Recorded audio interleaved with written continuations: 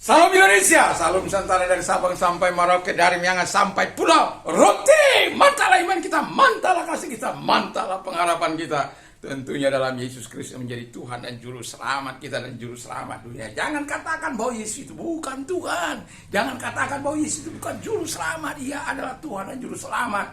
Kalau engkau percaya, kau dan seisi rumahmu. Di kolong langit ini tidak ada nama lain yang diberikan kepada manusia olehnya kita diselamatkan. Hanya dalam Yesus. Dia sudah datang dari sorga ke bumi ini. Dan kemudian balik dan akan kembali untuk menjemput kita. Haleluya, mantap. Tidak ada orang seperti itu. Dia memang pernah mati. Di dalam kemanusiaannya dia mati. Tapi dia adalah Allah. Dalam kealahannya, dia Allah Bapa membangkitkan dia. Mantap. Ya. Dan firman sebelumnya malam ini ringankan hati, telinga kita untuk mendengarkan kita firman Allah. Iman timbul dari pendengaran firman Kristus. Mari kita berdoa. Terima kasih Tuhan. Biarkan kami dapat berkata ya di atas ya, tidak di atas tidak. Dalam nama Tuhan Yesus kami bersyukur dapat berdoa. Haleluya. Amin. Firman Allah akan saya ambil dari Matius 5. But let your yes be yes and your no be no. For whatever is more than this is from the evil one. Jika ya, hendaklah kamu katakan ya. Jika tidak, hendaklah kamu katakan tidak. Apa yang lebih daripada itu berasal dari si jahat. Manusia yang berintegritas. Ya. Kalau manusia yang berintegritas itu, dia akan memegang setiap janjinya. Dia akan melakukan setiap apa yang dikatakannya. Dia akan terapkan apa yang dia katakan. Itu manusia berintegritas. Dan kalau engkau mau melihat manusia yang berintegritas, kau hanya bisa melihat dari apa yang diperbuatnya, apa yang dikatakannya. Dan kita melihat ada 3 hal yang menandai orang-orang yang penuh integritas dalam kehidupannya. Dan itulah sebabnya firman Allah katakan, orang-orang seperti itu, orang-orang yang punya integritas, dia tidak akan melawan dirinya sendiri atau melawan orang lain hanya untuk menyenangkan dirinya. Tidak. Kalau ya, tidak. Jangan ada orang yang abu-abu. Sebentar ya, sebentar tidak. Itu bukan pemimpin yang baik. Kalau ada orang pelin-pelan, pelintak-pelintut dalam hidupnya, itu bukan pemimpin yang baik. Kalau ada orang yang hari ini berkata A, besok berkata B, itu bukan orang yang baik. Itu bukan manusia yang berintegritas. Kalau hari ini dia dapat menyangkali apa yang dikatakan, besok pun dia dapat melakukan apa yang tidak. Jadi manusia yang berintegritas itu, dia sejalan antara perkataan dan perbuatan. Kalau tidak ya tidak, kalau iya ya iya. Itu baru manusia hebat. Nah, 3 hal yang menandai mereka adalah orang ini adalah orang yang jujur. Wow, dunia ini sedang langka dengan kejujuran. Dipercaya menjalankan amanah, tapi nggak jujur. Uangnya ditilang, diambil. Dan yang sangat sedihnya, karena apa? Uang itu dipakai untuk berpoya-poya. Dan anak-anaknya diberikan dengan asupan yang tidak halal. Sampai pada akhirnya anak-anaknya menjadi pemberontak kelas tinggi. Kenapa? Ada asupan yang tidak sehat. Orang benar, orang jujur itu tidak akan memberikan itu. Kalaupun dia harus menderita karena kejujurannya, dia nggak apa-apa. Satu kali orang miskin diberikan kesempatan untuk menjadi bendahara negara di China. Saya lupa kisah itu, tetapi saya lupa namanya, tetapi saya masih ingat kisah itu. Dan ketika dia diberikan kepercayaan, dia selalu membawa bungkusan. Yang setiap hari dia bawa bungkusan itu, baik pergi ke kantor, baik pulang kantor, dia bawa bungkusan itu.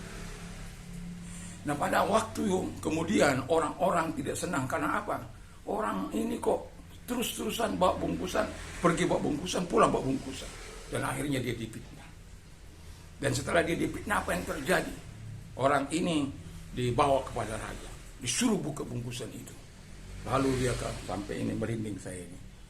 Lalu disuruh, Kenapa kau sudah saya percaya saya ambil kau dari yang tidak dari low class, saya pindahkan kepada high class. Kenapa perbuatanmu melukai saya?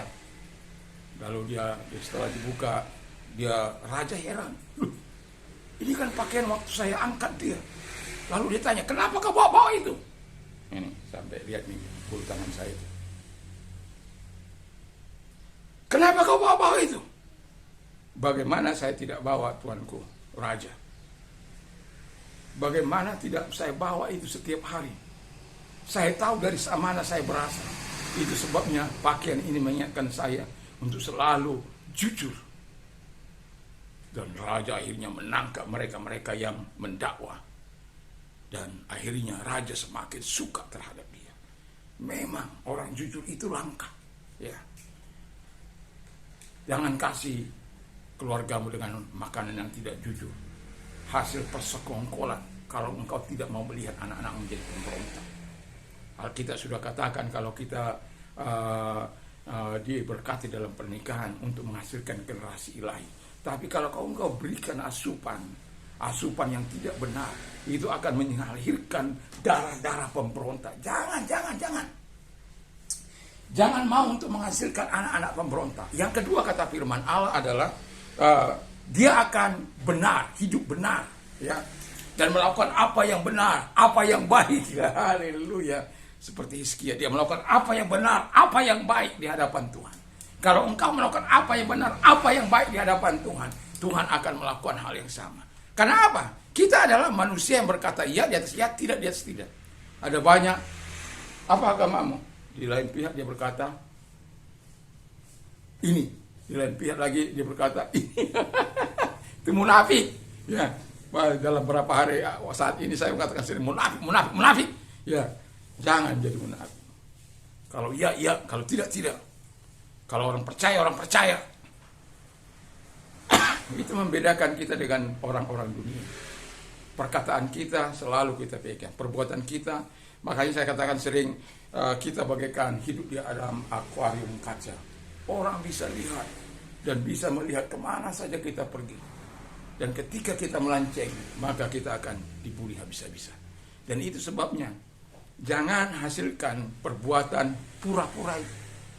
Karena engkau tidak akan kuat. Tapi kalau engkau berjalan apa adanya, bukan ada apanya, maka apa yang kau lakukan itu berbuat benar dan baik, akan senantiasa diberi kekuatan oleh Tuhan untuk melakukan hal-hal yang baik. Walaupun ada fitnahan, engkau akan tetap tenang. Karena apa? Tuhan menyertaimu. Ketika adalah hidup bertanggung jawab. Orang-orang yang punya integritas itu adalah orang-orang yang hidup bertanggung jawab. Bertanggung jawab atas dirinya, bertanggung jawab atas orang keluarganya, bertanggung jawab atas masyarakat. Setidak-tidaknya, kalau dia tidak bisa ada di sana, setidak-tidaknya dia ambil tanggung jawabnya untuk berdoa untuk kotanya, berdoa untuk orang-orang, berdoa untuk presiden. Bukankah itu yang dikatakan oleh firman Allah? Berdoa bagi semua orang. Sehingga apa? Kita menikmati yang terbaik dalam kehidupan ini. Jadi hasilkan kehidupan yang berkenan di hadapan Allah. Hasilkan sesuatu yang berkenan. Ambil tanggung jawabmu. Bertanggung jawab untuk masyarakat, bertanggung jawab untuk keluargamu, bertanggung jawab untuk hidupmu. Sehingga kita orang-orang yang saleh, orang-orang pecinta Allah ini akan menjadi berkat dimanapun kita ada. Dan kita akan menjadi penolong-penolong orang-orang di sana. Dan mereka melihat buah-buah yang kita hasilkan. Dan orang-orang manusia yang berintegritas ini, dia akan senantiasa mendekatkan diri kepada Allah. Karena dengan kekuatannya, dia tidak akan bisa menjadi manusia yang berintegritas. Tapi dengan bantuan Tuhan, dengan bantuan Roh Kudus, bantuan firman, itu sebabnya orang-orang yang memiliki integritas, dia akan senantiasa menautkan dirinya, membangun relationship-nya dengan Tuhan, supaya dia menghasilkan apa yang diharapkan oleh Tuhan dalam kehidupannya. Sehingga ketika dia mengambil sikap untuk hidup menjadi manusia yang berintegritas, dia akan hidup jujur, dia hidup akan benar dan lakukan apa yang baik. Dia akan hidup bertanggung jawab. Bukan tanggung jawabnya, bukan hanya, dia juga akan mengambil tanggung jawab yang bisa ditanggung jawabi. Saya mengambil tanggung jawab, saya melesi di beberapa tempat, itu gratis, baik orang percaya maupun tidak percaya. Dan saya mengatakan bukan karena saya hebat, bukan.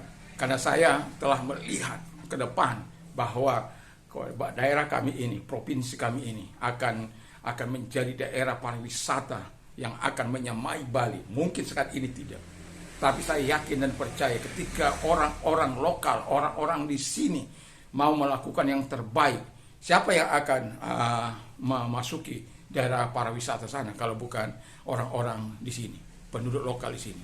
Dan saya tidak bisa berbagi uang dengan mereka, tapi saya bisa berbagi pengetahuan dengan mereka. Dan saya bersyukur bahwa sudah berapa lama ini berjalan dengan kesetiaan saya melakukan, karena ada harapan besar saya bahwa mereka akan menjadi pelaku-pelaku yang diberkati oleh Tuhan, mengubah taraf hidup mereka, merubah ekonomi keluarga mereka di masa yang akan datang. Sehingga karena saya tahu, saya pernah ada di situ, saya tahu banyaknya uang di situ. Itu sebabnya saya terus akan memacu mereka untuk bisa melakukan itu dengan baik. Dan ketika mereka-mereka yang berhasil masuk, misalnya satu contoh saja, berhasil masuk ke dalam dunia pariwisata, mereka akan berbeda. Ada anak didik saya sekarang jadi pengusaha, join dengan orang luar. Itu sesuatu yang sangat luar biasa. Jadi kalau kita tahu bahasa, setidak-tidaknya bahasa Inggris, bahasa internasional itu, kita dapat menghandle tamu, kita dapat menjadi berkat, kita dapat menjadi bekerja sama dengan mereka. Tapi kalau kita nggak tahu, ya. Kalau dulu saya, ya ini bukan seizin Tuhan lah ya, ketika saya berjanji dengan orang Kanada bahwa saya akan diangkat menjadi anaknya. Tapi pada waktu yang sama dia lagi naik ke Rinjani, saya tidak bisa menyertai. Saya ada di masih ada di sini. Lalu kemudian ketika dia datang, waktu itu masih ada kol-kolan, ya. Jadi saya minta maaf karena pada waktu itu tugas yang nggak bisa saya tinggalkan. Dia sangat marah pada saya. Tapi ya sudah. Tapi itu bagi saya sebuah pengalaman. Tapi yang mau saya katakan kepada kita adalah, saya berapa kali, baik bagi orang Belanda ketika saya belajar bahasa Belanda pada waktu itu ya. Dan sudah mau apa ini, sudah tinggal surat menyurat ini ya. Tinggal mengirimkan saja supaya semua diurus sama dia. Tapi kemudian datang kerusuhan itu, semua berkas itu lenyap. Ya, jadi bersyukurlah bahwa kita betul-betul mau melakukan apa yang baik. Jadi kalau kita belajar dan melakukan apa yang terbaik dalam hidup kita. Tapi jangan lupa, jadilah manusia yang berintegritas dalam hidup ini. Mari kita tunduk kepala dan kita berdoa. Terima kasih Bapa di surga, biarkan kami menjadi manusia-manusia yang berintegritas, jujur, benar, dan hidup dalam komitmen, hidup dalam tanggung jawab. Di dalam nama Yesus kami bersyukur dan berdoa. Haleluya, amin. Tuhan Yesus memberkati. Mantap, mantap, mantap.